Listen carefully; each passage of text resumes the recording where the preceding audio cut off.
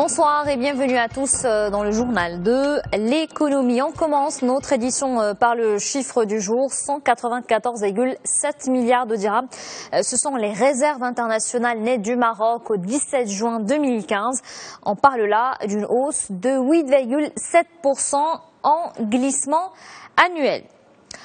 Et on parle maintenant de cette convention signée entre Maroc Export et Crédit du Maroc. C'est un accord de coopération qui vise le développement des synergies autour de la promotion de l'offre exportable marocaine. Parmi les axes de collaboration entre les deux signataires, l'organisation de séminaires d'information. Dans un communiqué, Maroc Export explique que ce partenariat s'inscrit dans un contexte économique national marqué par un renforcement institutionnel et la mise en place de plusieurs stratégies sectorielles. En Espagne, l'activité touristique génère d'importants revenus. Selon les chiffres officiels, les touristes étrangers dépensent plus que l'année dernière. Au cours des 5 premiers mois de l'année, ces dépenses ont augmenté de 8,4%. Elles ont dépassé les 21,8 milliards d'euros. Un vrai record. Sur le seul mois de mai, les touristes ayant visité le pays ibérique ont dépensé près de 6 milliards d'euros. Les Britanniques arrivent en tête des touristes qui dépensent le plus avec un total de 4,2 milliards d'euros. Ils sont suivis des Allemands. Les ressortissants des pays nordiques occupent la 3e place. Ces derniers ont dépensé pas moins de 2,2 milliards d'euros. Et on reste en Europe pour parler marché de change. L'euro se stabilise face au billet vert. Ce matin, la monnaie unique valait 1,12 $. Les investisseurs demeurent prudents face au dossier grec.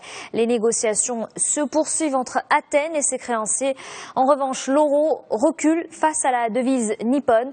Il est à 138,38 yens.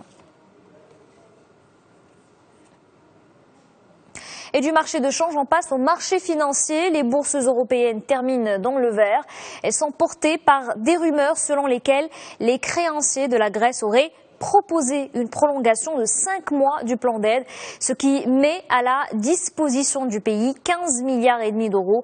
Les places de la zone euro affichent des gains limités. L'exemple de la bourse de Paris, le CAC 40 avance de 0,35%.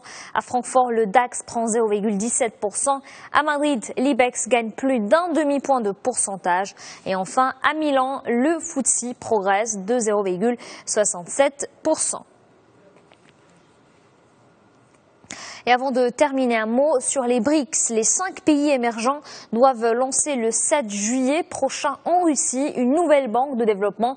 L'institution sera opérationnelle d'ici la fin de l'année. L'Afrique du Sud doit concourir à hauteur de 2 milliards de dollars sur 7 ans au capital de la nouvelle banque.